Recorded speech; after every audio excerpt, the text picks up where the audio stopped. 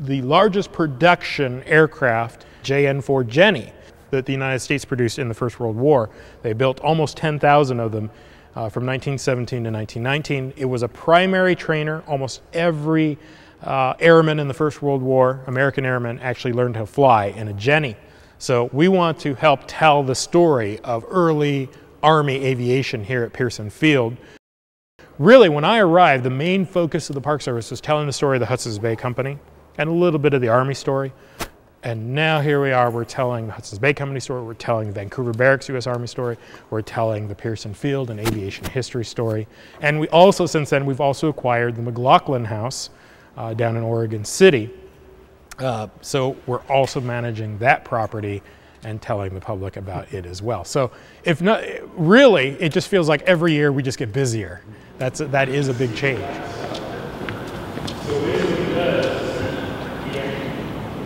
This is a historic hangar. It's a 1921 constructed hangar. It's actually been on this location since 1925. The Army actually moved it. It was constructed after the spruce production division was ramping down, using some of the wood that was left over after the war. So the way we're using this hangar is as an event space. This is a little different operation than it was before. We are not using the main hangar as event space because we don't want to remove all the exhibits and close that facility to the public every time there's an event. And people are very responsive. They love the historic ambiance of this structure. There's excellent light through the windows. And we've actually been having wedding receptions here, memorial services. This past Sunday, the New Hope Church actually had an end of summer event here. So a variety of events. We are talking about maybe even doing hangar dances in here, perhaps some smaller concerts. So the ceiling, it's an incredible structure. You know, it actually reveals the framework. It is whitewashed instead of white painted. It's actually a very thin type of paint, and it really retains that historic ambiance. So we're very excited the way it's turning out. You know, and again, we're kind of experimenting with things as to what's working, what's not. So through the summer, almost every weekend, there's been an event in this space. It's been very busy, and it's really revitalized you know, the use of the facility. And we're hearing very positively from the people who have been using the space, how much they're liking it, and really this ambiance, being in a big historic structure. Our biggest event, living history event of the year, is called Campfires and Candlelight. This year it's Saturday, September 13th.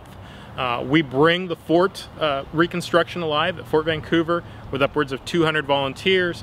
It's all lit by candlelight. We usually get 5,000 to 6,000 people through the door that night. And it's our hope to have the hangar painted before September 13th so that, again, it will look really good for the visiting public. I've only been the manager here for 5 weeks. You know, when the Park Service received the keys back in 2013, yes, certainly it was an empty hangar. We wanted very badly to reopen this as quickly as possible, to get the public back in here. Basically, we are going to be seeing exhibitry come in and out. We have aircraft on loan from local pilots. I think you'll see a variety of aircraft coming in and out of here.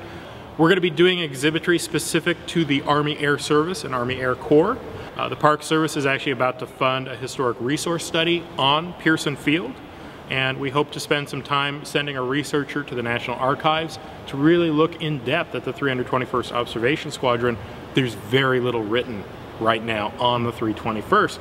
There were opportunities here really to change the focus of the museum and to be able to tell different stories. In some ways it feels like there was a reset button at the museum, and we're given basically you know, a clean slate to start over with. And very few museums have that opportunity to actually restart.